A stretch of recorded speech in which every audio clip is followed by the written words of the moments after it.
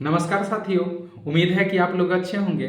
आज मैं आप लोगों के सामने एक कविता पेश करना चाहता हूं और इस कविता कहीं ना कहीं हमारे समाज की जो एक ज़माने में जो समाज में जातिवाद के लेके जो ऊंच नीच का सिस्टम था उसके खिलाफ है और कहीं ना कहीं हमारे देश में जो उस समय प्रशासन की व्यवस्था प्रशासन का जो फेलियर था उसको भी इस कविता में दिखाया गया है। तो कविता को आप लोग अंत तक सुनेंगे तो कुछ सीखने को मिल सकता है और कहीं ना कहीं अपने इस पूरे कविता में अब आपका जो समाज था उस समाज का छवि इसमें दिखाया गया है। और कविता है अदम गौडवी द्वारा लिखा गया एक कविता है, मैं चमारों की गली तक ले चलूंगा आपको। तो चलिए कविता को शुरू करते हैं। आइए महसूस करिए जिंदगी के ताप को, मैं चमारों की गली तक ले चलूंगा आपको। जिस गली में भूखमरी की यातना से उब कर मर गई फुलिया बेचारी कल कुएं में डूब कर, है संधि सिर पर बिनौलियों की कंडियों की टोकरी, आ रही है सामने से हर खुआ की छोकरी, चल रही है छंद में आयाम को देती दिशा, मैं इसे कहता हूँ सरयू पार की मोनालिसा।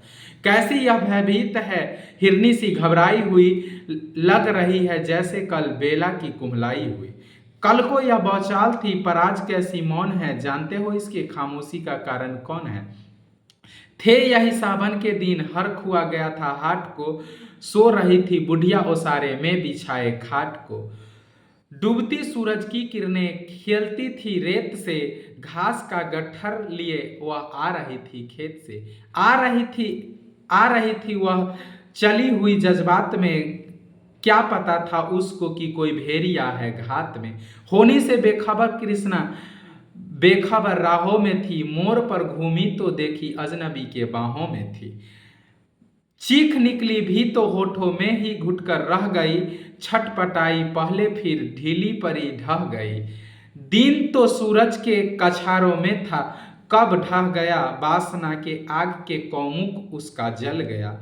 और उस दिन ये हवेली हंस रही थी मौज में, होश में आई कृष्णा तो थी पिता की गोद में।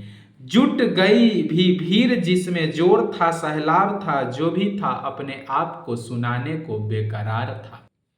बढ़कर मंगल ने कहा, चाचा तू कैसे मौन है, पूछो तो बेटी से आखिर ये दरिंदा कौन है। कोई हो संघर्ष से हम पाँव मोड़ेंगे नहीं, कच्चा खा जाएंगे जिंदा उसको छोड़ेंगे नहीं। कैसे हो सकता है कि होनी कह के हम टाला करें और ये दुश्मन बेटी बहू से मुंह काला करे। बोला कृष्णा से बहन सो जा मेरे अनुरोध से, बच नहीं सकता वो पापी मेरे प्रतिशोध से। पड़ गई उसकी भनक भी ठाकुरों के कान में, वे इकट्ठे हो गए थे सरपंचों के दलान में। दृष्टि जिसकी है जभी भाले की लंबी नोक पर, देखिए सुखराज सिंह बोल रहे हैं खैनी ठोक कर। क्या कहे सरपंच भाई क्या जमाना आ गया है, कल तक जो पांव के नीचे था वो भी रुतबा पा गया है। कहती है सरकार की आपस में मिलजुल कर रहो, सुअर के बच्चों को अब कोड़ी नहीं हरिजन कहो। देखिए ना यह जो कृष्णा है चमारों के यहाँ, पर गया है सीप का मोती गवारों के यहाँ। जैसे बरसाती नदी अलहर नशे में चूर है, हाथ न पट पीठ पर रखने देती है मगरूर है। भेजता भी है नहीं ससुराल इसको हर खुआ, फिर कोई बाहों में इसको खींच ले तो क्या हुआ। आज सूरज पार अपने श्याम से टकरा गई, जाने अनजाने वो लज्जत जिंदगी की पा गई। वो तो मंगल देख रहा था बात आगे बढ़ गई, वरना वह मर्दूम इन बातों को कहने से जानते हैं आप मंगल एक ही मक्कार है, हर खुआ उसकी राह पे थाने जाने को तैयार है। कल सुबह गर्दन अगर नपती है बेटे बाप की, गांव की गलियों में क्या इज्जत रहेगी आपकी। बात का लहजा ऐसा था, ऐसा ताब सबको आ गया, हाथ मूछों पर गए माहौल भी सन्ना गया था। क्षणिक आवेश जिसमें हर युवा तैमूर था, हाँ मगर होनी को तो कुछ और ही मंजूर था। रात जो आया न अब तूफान वह पूरे जोर था, भोर होते ही वहाँ का दृश्य बिल्कुल और था। सिर पे टोपी बेत की लाठी संभाले हाथ में, एक दर्जन थे सिपाही ठाकुरों के साथ में। घेर कर बस्ती का हल्के के थानेदार ने, जिसका मंगल नाम हो वह व्यक्ति सामने आए। निकला मंगल झोपड़ी का पल्ला थोड़ा खोलकर, जिस सिपाही ने तभी लाठी चलाई दौड़ कर। गिर गया मंगल तो माथा बूथ से टकरा गया, सुन पड़ा फिर माल वो चोरी का तू क्या किया। कैसी चोरी कैसा माल उसने जैसे ही कहा, एक लाठी पर पड़ी बस होश फिर जाता रहा।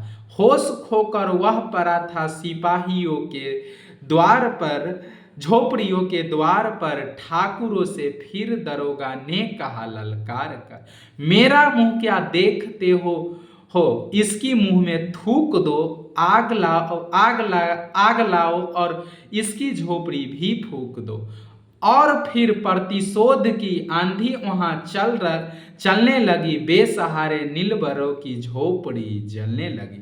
दूधमुहा बच्चा वह बुढ़ा जो वहां खेरे में था, वह आगे दीन हिंसक भीड़ के घेरे में था।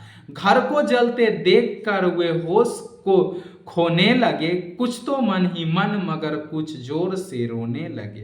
कह दो इन कुत्तों के पिल्लों से कि इतराए नहीं, हुक्म जब तक मैं न दूं कोई कहीं जाए नहीं। यह दरोगा जी के मुंह से शब्द झड़ते फूल से आ रहे थे, ठेलते लोगों को अपनी रूल से आ रहे थे। फिर दहाड़ी इनको डंडों से सुधारा जाएगा, ठाकुरों से जो भी टकराएगा वो मारा जाएगा।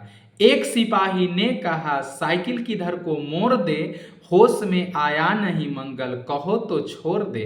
बोला थानेदार मुर्गे की तरह मत भाग दो, होश में आया नहीं तो लाठियों पर टांग लो। ये समझते हैं कि ठाकुरों से खेलना ऐसे पाजी का ठिकाना, घर नहीं जेल है। पूछते रहते हैं मुझसे लोग अक्सर यह सवाल, कैसा है कहिए न सरयुग पार कृष्णा का हाल।